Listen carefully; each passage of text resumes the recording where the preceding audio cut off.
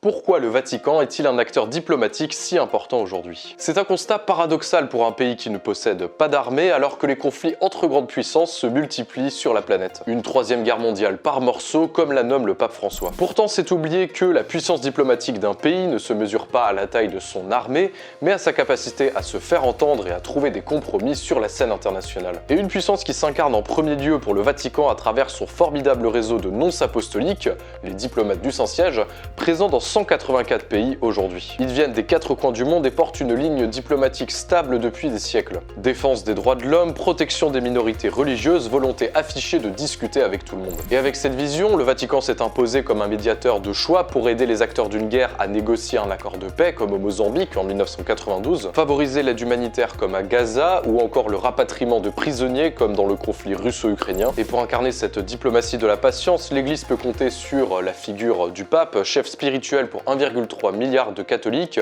très respecté par les autres croyants, mais également chef d'État. Il porte une voix indépendante pour inciter les peuples à faire la paix et dénoncer l'escalade des conflits, comme le célèbre appel du pape Jean XXIII durant la crise des missiles de Cuba en 1962, ou plus récemment avec François pour promouvoir la défense de la vie, de sa conception jusqu'à sa fin naturelle, et celle de la création. L'Église porte donc au monde, à travers la diplomatie du Saint-Siège, le message de l'Évangile.